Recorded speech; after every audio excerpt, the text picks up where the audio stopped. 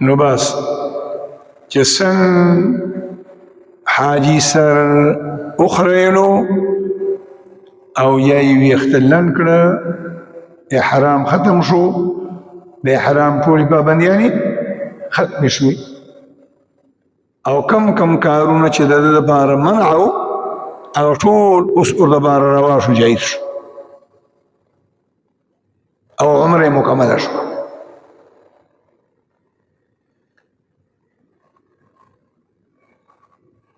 د عمرې تمام افعال چې کله حاجی مکمل کړه اوس د ده خوښه ده که دا سر دی په خپله ځاله خرئ خپله هم خریلی شي او که دا حاجیان په خپل منځ کې په خپل بیلډینګ کې یو بل له سرونه خرئ نه هم یې خریلی شي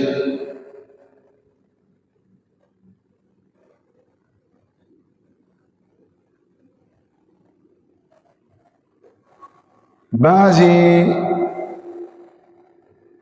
اوقاتو کی خیالی ډیر کسی داسی کی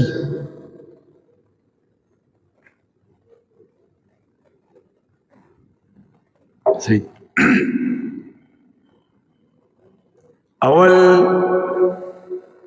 جامع واچي خیالی نی او داغی نورس بیا بیلڈنگ دا کوشی او سر اخرائی نو مسئلہ دادا چه ترسو پوری دی سر ندی خرائلی دی حرام دا پابندیانو خیال بساتی ټوپۍ به نه بسرې جامې به نه اغوندي عطر به نه لګي نوکونه به نه کټ کړي اوس که یو سړي داسې وکړه جامې مخکې بدلې کړي او سر یې وروسته وخوریلو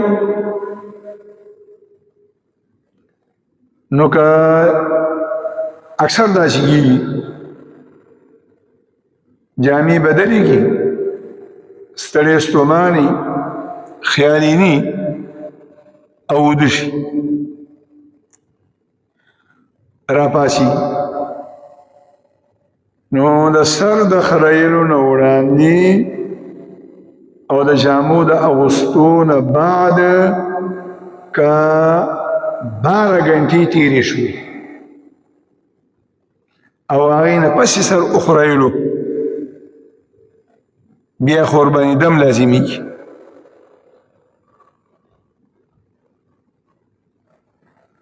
او که د 12 غنټو د تیریدو نه وړاندې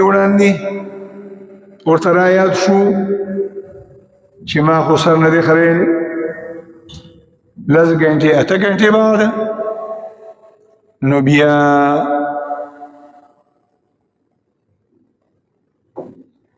دم خو نه لازمیږي لیکن د صدقه الفطر 102 کیلو د غنمو چې کوم قیمت دی 10-12 ریال دا به ورکړي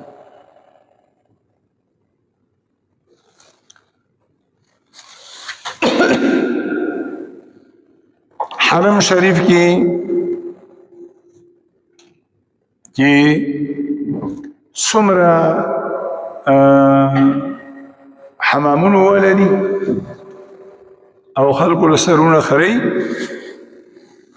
نو صابون پینے لگی شیمپو پینے لگی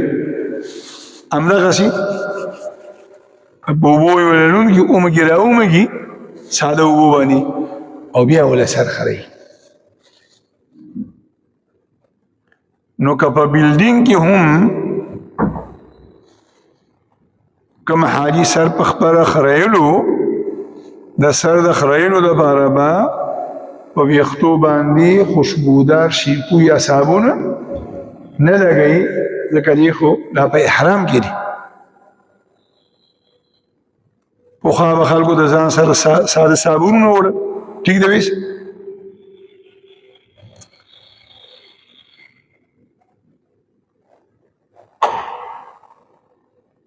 بعضې خلک داسې کوي تاسو به وګورئ د ده دا خیال دي چې زه به بیا عمرې کومه نه اول چې کومه عمره وکړي نو د ښي اړخ نه یا د ګس اړخ نه یا د مخې نه یا د شا نه څه حصه وخورئ او نور پرېږدي نو مسله دا ده سنت طریقه خو دا ده چې ټول سر په یو ځای وخورئ لیکن که ټول یو ځای نه خورئ نو بیا د ټول سر کم سی کم څلورمه حصه خورئل دا ضروري دي یو دا اړخ شو یو دا اړخ شو یو دا اړخ شو یو دا اړخ شو څلور اړخونه شو نو چې کومه حصه دې خرایلې ده دا خرایلې شوې حصه د ټول سر د ویښتو څلورم حصې ته رسي نو بیا خو د احرام نه وتلې ازادي او که هغه خرایلې شوې حصه د څلورم حصې نه کمه وه نو بیا د احرام نه دی ختم شوی احرام په مدیانې در باندې اوس هم لاګودي لازمي دي اکثر ملګري د دې تلي عمره ځای وخورئ یو ټاقې پکې جوړ کړي نو نه خورئ دا ډېره د خطرې خبره ده نارینه ته دوه اختیاره دي چې سر خورئ او که سر ویښته لنډئ خو دا په هغه وخت کې چې د ده د سر ویښته د خپل لاس د ګوتو د بند عمره یا د هغې نه لږ زیات د کم حاجي د سر ویښته چې د ګوتې د بند نه لږ کم نو بیا دې قینچي کولی نشي بیا د ده باندې حکم دا دی چې دی به سر خورئ ها البته نن سبا وخت کې علما دا لیکي چې کوم هغه ماشینونه دي 2 نمبر 3 نمبر 1 نمبر 0 نو چې کوم هغه 0 والا ماشین نه هغه هم داسې دی لکه د پاکی او د شړې په حکم کې هغه چې راتېر کو دا داسې شو لکه سر دی اخرایلو نه ام کافي کېږي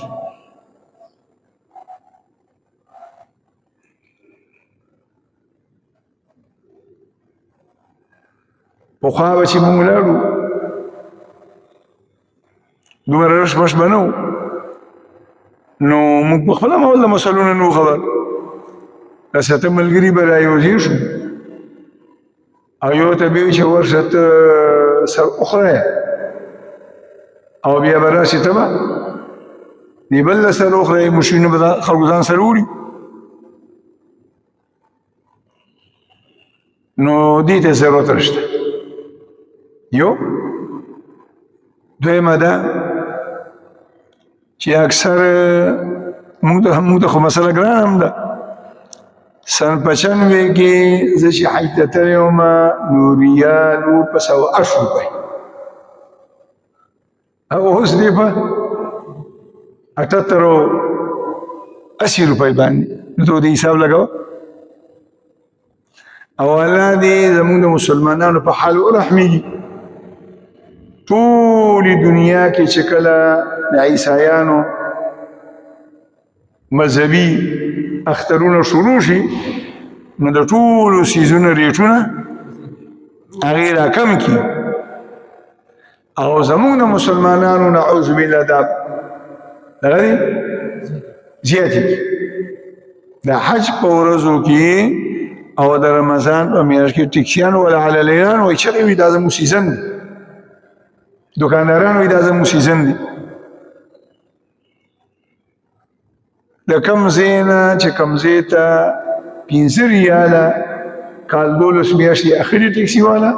اوس یې په مزو سم نه وړي دومره فرق پکې راشي. او مونږ د پاکستان د خلکو ته ډبل ګرانی ده. یو اړخ ته خو زمونږ د ملک خپله روپۍ څه شوه کمه شوه، او بل طرف ته هلته کې سعودي ریټونو زیات کړه. پیپسي بوتل به مخکې په روپۍ میلاوي ده، اوس په 2.5 او په 3. چای کپ به مخکې په 8 میلاوي ده، بیا په روپۍ شو، اوس په 1.5 او په 2 روپۍ. نو د حج خاص کر د حج دا 2-3 ورځې شي او د رمضان د میاشتې آخرینې 10 نو 10 ریاله اخلي د سر د خریل، باقي پکې 40 اخلي د شلو نه خو کم پکې ني. نو د دې د وجې نه بیا بعضې ملګري داسې 4-5 ملګري را یوځای شي او دکاندار ته وایي چې بھئی مونږ ګڼ کسان یو، اول به را سره خبره کې 100 پیسې به رانه اخلي. نو ګوره دا عمرې نه بعد او دا حج نه بعد چې کوم سر خریل دي دا عبادت دی او دا واجب عبادت دی، او دا عبادت دپاره به نرخونه او سوداګانې نه کوي. بس ورپسې کې باندې هغې هسې هم بوډونه لګولي، شیشو باندې لیکل کړي چې فی کس دومره د مشین دومره دی او د چړي دومره دي، بس کې باندې اور به کې زنانه چې کله عمره وکړي او احرام حج وکړي او د احرام نه وځي، د حج احرامي او که د عمرې، نو د هغې دپاره د احرام نه د وتو طریقه دا ده، سنت طریقه دا ده چې د مکمل سر ویښته به راونیسي او د خپلې ګوتې د بند برابر به په قینچې باندې کټ کړي. زنانه ویښته کونسۍ کړي نه دا هم جایزه ده، کمرې ته لاړه او بیګ کې کینچي ده ورسره، کینچي به راوالي او ګس اړخ د یخي اړخ ته به دا کونسۍ مخې ته راته وکړي او اندازتن به په خپل لاس د ګوتې د بند برابر کټ کړي، 1 منټ هم پې نه لګي. دا هم جایزه ده. او دا هم جایزه ده چې په کومې کمره کې زنانه دي هغې یو بل له کونسۍ کټ کړي، دا هم جایزه.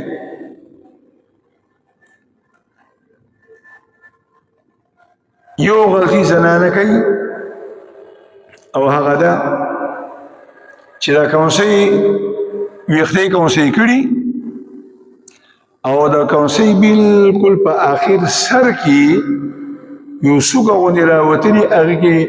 10-20 ویښتې هغه کټ کړي. دا ډېره خطرناکه غلطي ده. که دغه یو څو ویښتې کټ کړل نو په دې سره ګورې د دې احرام نه ختمېږي. د دې وجې نه علما وایي چې زنانه د خپل وطن نه کله ځي عمرې ته یا حج ته، نو سر دې ګومنځ کې بیا دې کونسۍ کې او بیا په آخر کې چې کومه داسې لکۍ غوندې څوکه غوندې راوځي 10-20 ویښتې هغه دې همدې ځای کې څه کړي کېنه لرې کړي او بیا چې کوم وخت کې دې هغه ټوله کونسۍ په لاس کې رانیسي نو چې زیات ویښته پکې کټ شي.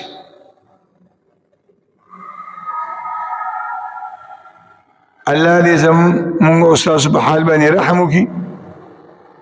د نن نه یو 12 کاله وړاندې ما د جمعې په مانځه کې دا مسله وکړه. یو حاجي صاحب او هر کال به حج ته تلو، اوس مړ دی، لونه به یې بوتلې، کورواله به یې بوتله. هغه یې ما له راغی زما خو 22 عمرې مې کړي دي او په هر عمره کې به راسره لوڼه وي انګېندې به وي کور والا به وه نو د دغه ځای نه مې یو څو ویښتې راونیول اوله کټ به مې کړ نو مسله دا ده چې د یو څو ویښتو په کټ کولو سره زنانه احرامه نه ختمیږي سنت طریقه دا ده چې ټول او زنانه په ویښتو خفه کېږي یا د بعضې زنانو ویښته هسې هم رنګي لنډي نو که ټول نه کوي نو بیا به دا ټول ویښته لکه څه هم چې کوم وخت زنانه سر ګمنځ کوي نو څه حصه مخکې تراس وننګي څه ښي اړخ ته او څه ګس اړخ ته او څه شاته نو احرام کې به بیا هم دغسې وکړي چې اول کله عمره وکړله نو د ښي اړخه د ټول سر د ویښتو څلورمه حصه دا به راونیسي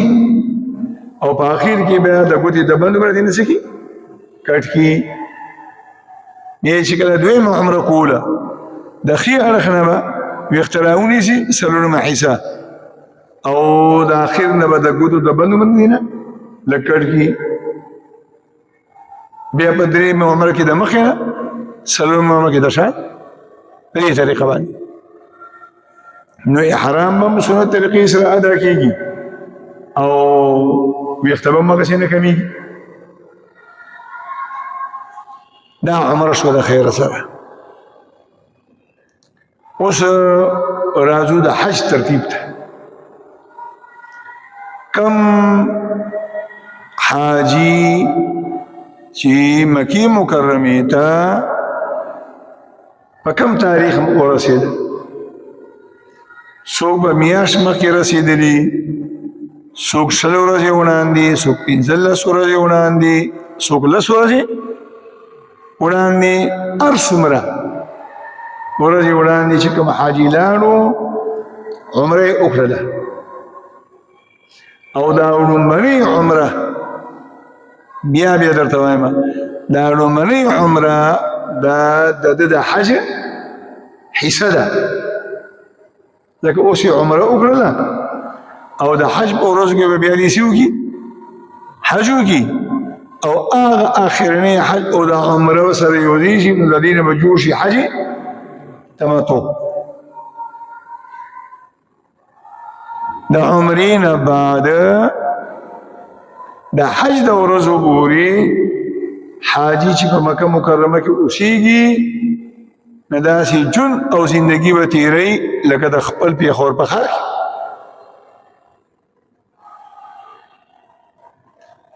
پنځه وخته به حرم شریف ته راځي د جمعې ده مونځ دپاره نفلي طوافونه به کې یو طواف کولی شي دو کولی شي درې کولی شي د ورځې کې او که د شپې کې نفلي طوافونو کې نه حرام تړل شته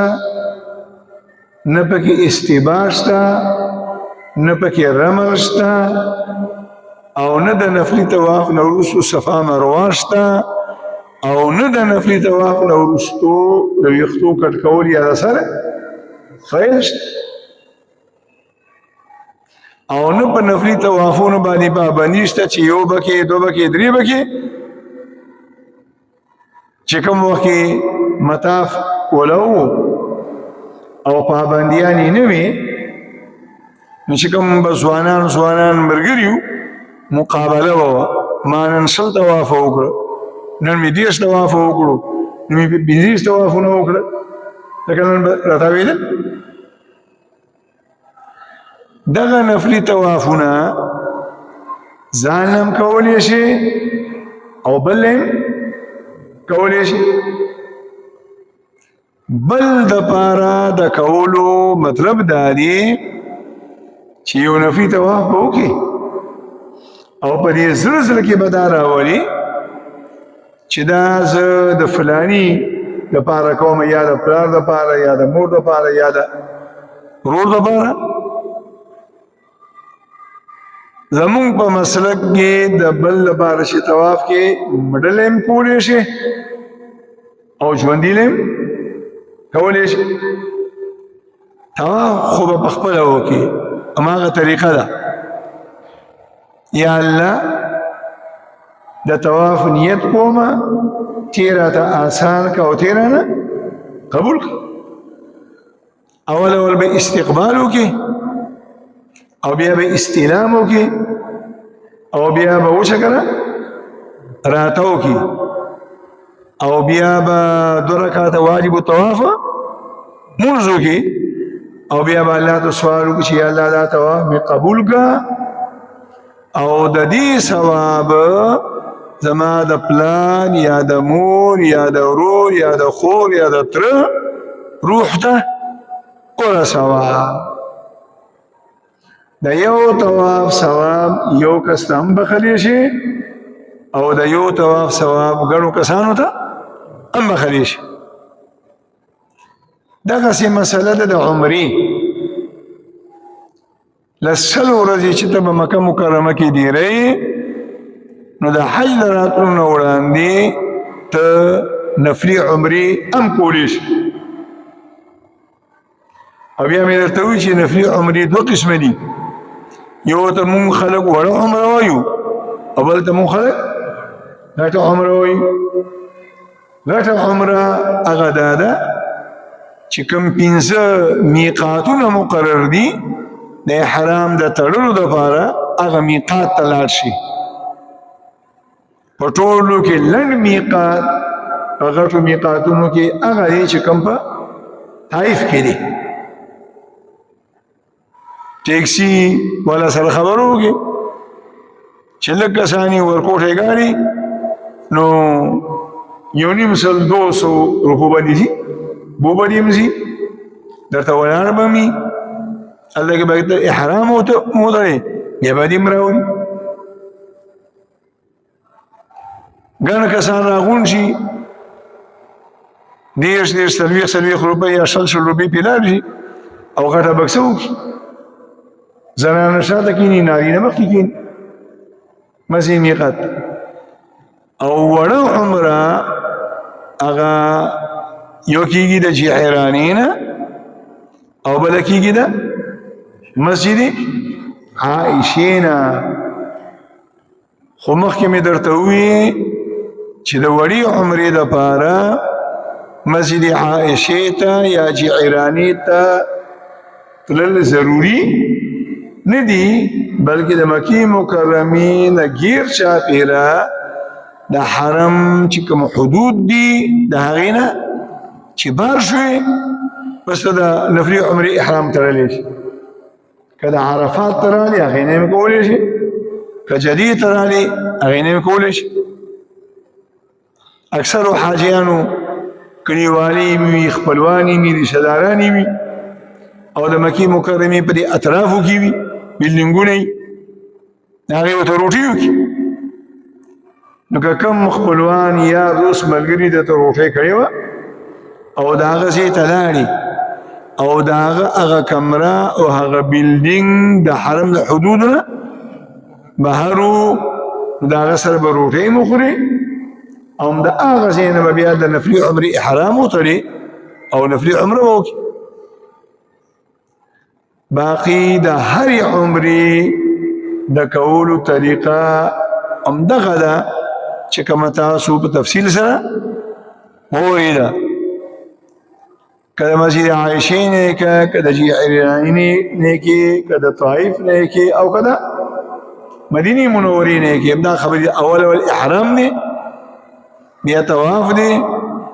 بیا سعی ده او بیا د ویښتو کټ کول یا ویښتو خورېل او بیا د احرام همدغه طریقه ده اول د بدن ظاهري صفایي بیا ورپسې غسل بیا د احرام صادرې بیا 2 رکعاته د احرام نفل او بیا د سلام نه بعد عمرې نیت او بیا د نیت نه بس تلبیه لبیک اللهم لبیک لبیک لا شریک لک لبیک ان الحمد والنعمة لك والملك لا شريك له او بیا براشي حرم شریف ده اول به طواف وکړي بیا به صفا مروه وکړي او بیا به خپل بلډینګ ته لاړ شي زنانه به بلډینګ کې نارینه لار کې سر به وخوري عمره مکمل شو سبا بیا بل عمره کې بل سبا بل عمره کې بل سبا بل عمره کې هر ورځ که ته عمرې ته ځې نو هم څه پابندي در باندې نشته دي ها البته علما دا لیکي چې ګڼه طوافونه کول دا بهتر دي د یوې عمرې د کولو نه چې ته یو عمره کې او د سحر نه دي او د مازدیګره پورې دا ټیم په یو عمره باندې ولګي نو د هغې نه دا بهتره نه چې دغه عمره ټیم ته مسجد حرام کې تیر کې او څلور پنځه شپږ طوافونه وکړي نور پابندي نشته دي دواړه جایز دي زنانه زمونږ په پېښور کې خو جوماتونه ته خو نه ځي حج او عمرې ته چې لاړې شي نو بیا تمامې زنانه پنځه وخته د خپلو بلډینګونو او د کمرو نه راځي چېرته مسجد حرام ته مسجد نبوي ته د مکې مکرمې په امام پسې لمونځونه کوي نو یو مسله باندې ځان پوهه کوي حدیث کې راځي چې د مکې مکرمې د مسجد حرام یو منځ دا په فضیلت کې د 1,00,000 منځونو برابر دي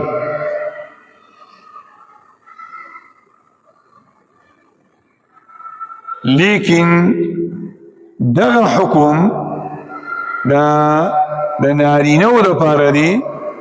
دا د زنانو لپاره نه دی مکې مکرمې ته چې زنانه لاړې او کم بلډینګ او کم کمره ورته میلاو شوه او دی په خپل بلډینګ او په خپله کمره کې ځان لمونځ کوي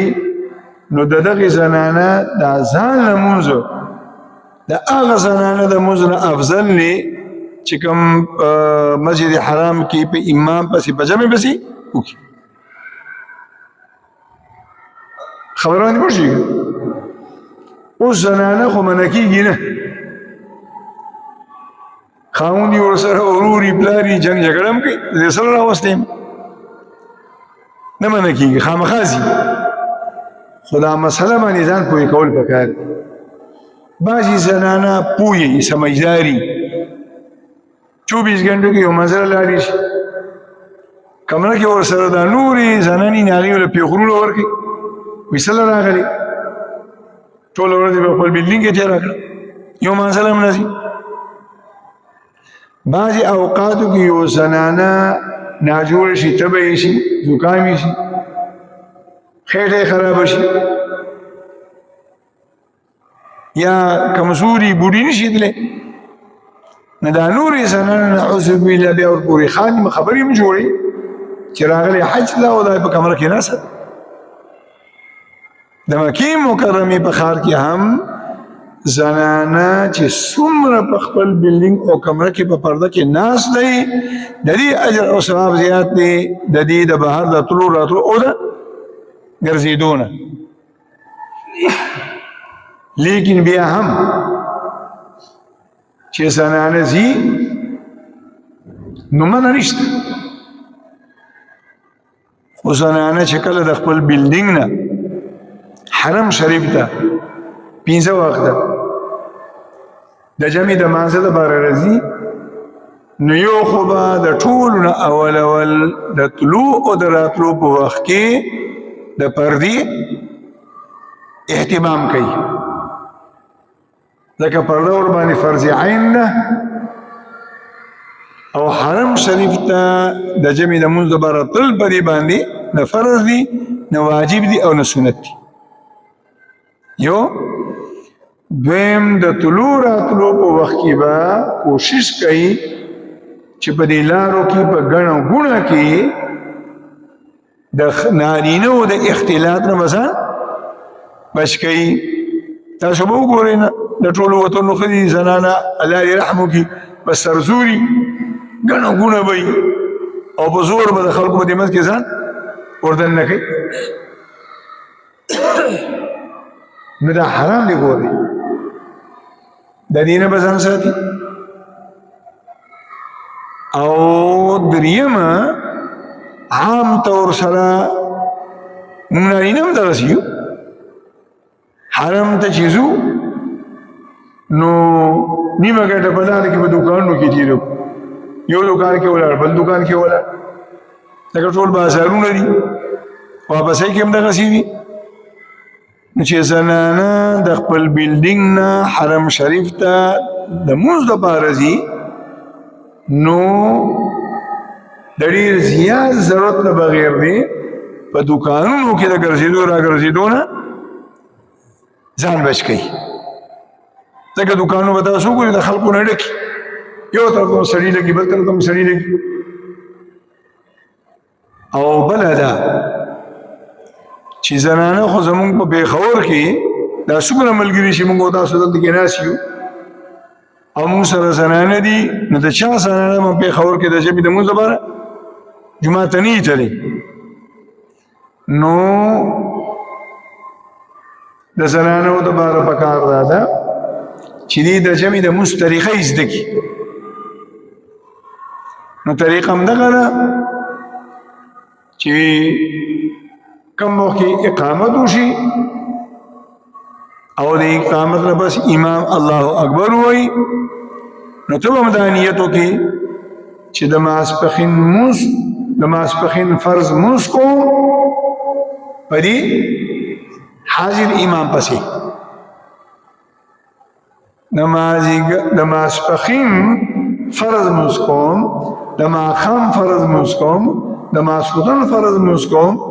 په دې حاضر امام پسې ما دا وایه چې قبلې ته مې مخ دی قبلې ته خو دې هسې مخ دی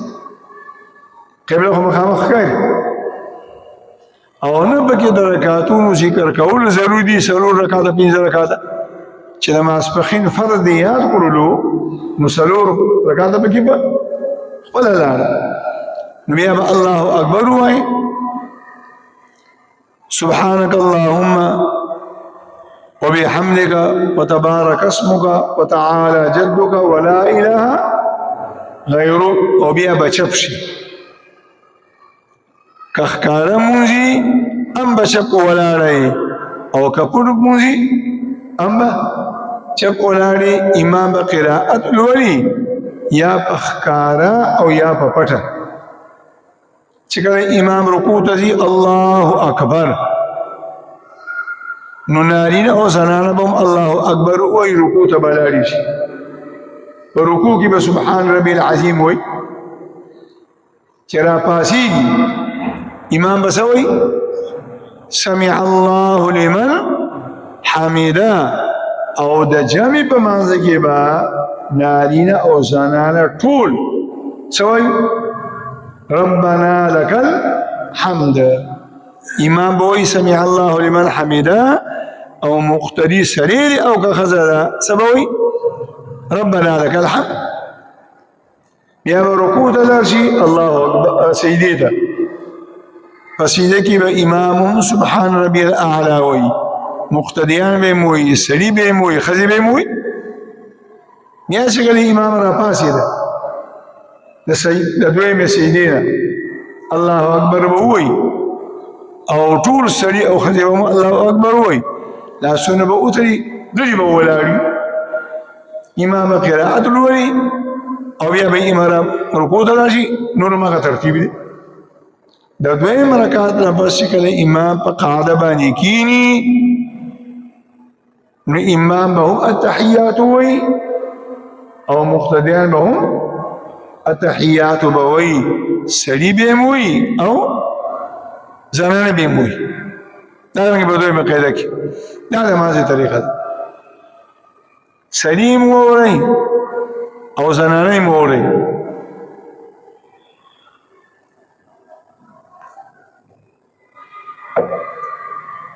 چې څنګه امام سلام وګرځي ګر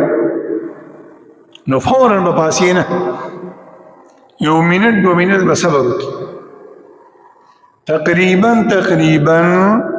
دا هر مانځه نه بعد اعلان وشي الصلاة على الأموات الصلاة على الأموات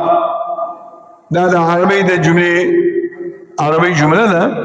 الصلاة على الأموات معنى دا فمرو باندي دا جنازي منز فمرو باندي دا جنازي منز دغه د جنازې د مونځ نارینه هم کوي زنانه هم کوي نو د جنازې د مونځ طریقه هم زده کول پکار دي چې کله کې وویل شي چې الصلاة علی الاموات نو دې کې 3 منټه ولګي بیا منځ ځکه چې د فرض مونځ د امام یو ځای ولاړي او په حرم شریف کې د مړو د اخودو لپاره ځان یو ځای مقرر دی بیا امام د فرض مانځه د ځای نه هغه ځای ته ځي د دنیا پولیس والا ته راته وي نو سپیکر یې مور سره ځغلي هلته کې مړي پلین کې پراتي نو دا 2-3 منټه بس بیا امام وایي الله اکبر نو زنانه او نارینه با په دې زړه کې د جنازې د مانځه نیت راوړي بس دا نیت به وکړي چې زه د جنازې مونځ کوم په دې مړو باندې نور څه پکې نشته او الله اکبر به وایي د لومړي الله اکبر نه بعد به سبحانك اللهم ولا اله غیرک د دویم الله اکبر نه بعد درود شریف کم درود شریف چې په مانځه کې وایو او د دریم الله اکبر نه بعد د جنازې د مانځه دعا اللهم اغفر لحينا وميتنا وشاهدنا وغائبنا وصغيرنا وكبيرنا وذكرنا وأنثانا اللهم من أحييته منا فأحيه على الإسلام ومن توفيته منا فتوفه على الإيمان کدا دعا درته یاد و خو ډیره ښه ده او که نه وه یاده نو بیا د دریم تکبیر نه بعد دا دعا وایه ربنا آتنا في الدنيا حسنة وفي الآخرة حسنة وقنا عذاب النار او کدا هم درته نه وه یاده چې کومه دعا درته یاده وه د جنازې په مانځه کې د دریم تکبیر نه بس بیا هغه دعا یو وایي 2 وایي 3 وایي چې تر څو پورې امام څلورم تکبیر نه وي ویلی دغه ټیم کې چې تاسو د مکې مکرمې او د مدینې منورې امامان د دریم تکبیر نه بعد ډېرې دعاګانې وایي نو که اللهم اغفر لحینا ومیتنا دا دعا درته یاده و نور نه یادي چې تر څو هغه څلورم تکبیر نه دی ویلی دغه دعا ته بیا بیا وایه 1 ځل 2 ځله 3 ځله 4 ځله او که د دې نه علاوه نورې دعاګانې درته یادې وي بیا پسې هغه وایه هېڅ پابندي پکې نشته او چې کله امام څلورم ځل وایي الله اکبر نو بس بیا مخکې سره سلام وګورئ ته سلام وګورئ د جنازې موضوع شو په نورو مذهبونو کې دا دي چې هغې د جنازې مونځ کوي نو د هر تکبیر سره لاسونه اوچتوي چې کوم د عربو زنانه ولاړي هغې هم دغسې کوي نو که کومو زنانو د جنازې مونځ کولو او لیدي چې ګیر چاپېره زنانه لګیا دي د جنازې مونځ کوي او د الله اکبر سره لاس اوچتوي نو دا څه ناشنا خبره نه ده بس هغې اوچتوي تی به اوچت که تا هم لاس اوچت خو څه ګناه در باندې نشته دي بیا دا زنانه لګي او فلانې خو داسې مونځ کوي فلانې داسې مونځ کوي او بله خبره ده چې زنانه د حرم په کومه دروازه هم چې ورننوځي هلته هم او اوس په مطاف کې هم د زنانو دپاره خپل مخصوص ځایونه مقرر دي او د هغې په دروازه کې چې کومې څوکیدارانې وي یا پولیس والې هغه هم زنانې نو کوشش دی کوي چې زنانه د فرض مونځ دپاره یا د قرآن د تلاوت دپاره یا د ذکر دپاره هغه ځای ته ځان رسوي چې کوم ځای د زنانو دپاره مقرر دی دا پته نه لګي چې کومې زنانه ته په کوم طرف باندې بلډینګ ملاویږي اوله ورځ دوه ورځو پورې تکلیفي بیا هر چا ته پته ولګي چې زما د بلډینګ نه دا سړک راغلی او زه به د حرم شریف په دې دروازه ورننوځم او بیا د هغه دروازې په هغې د زنانو دپاره چې کوم ځایونه وي هغه ځای کې به کښېنم دغه رنګې زنانه به د دې خبرې خیال ساتي چې ټیمونه به نوټ کړي یا په کاغذ باندې یا په موبایل کې چې اذان کوم وخت کې کېږي نو چې پوهېږي چې اذان ته نیمه ګنټه 20 منټه پاتې دي نو په دې وخت کې به کوشش دا کوي زنانه طواف به نه شروع کوي ځکه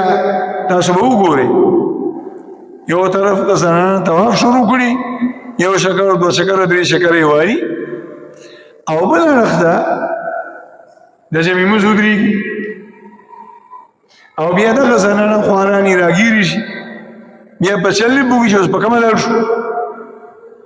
د وتو لاره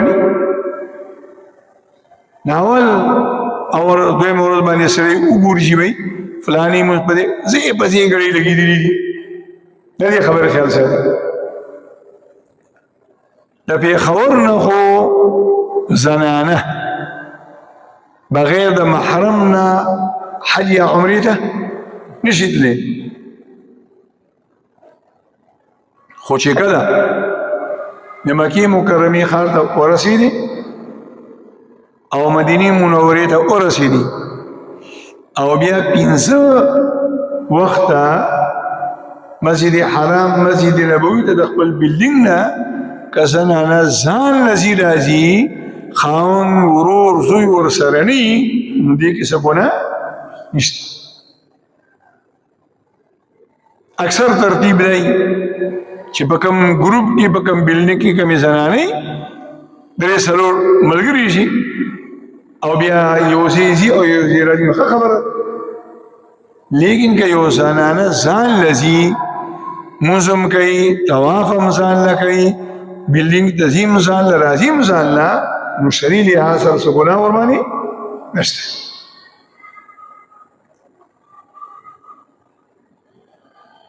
دا الله پاک په فضل سره چې کله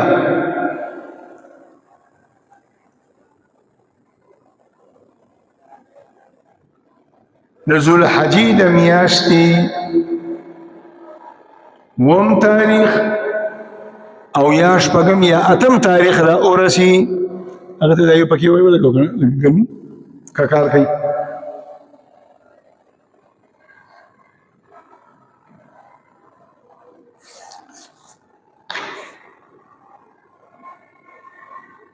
نو خې د ملګرو د کې رامخ کېږي بس چې راته وکړي ټول باندې صحیح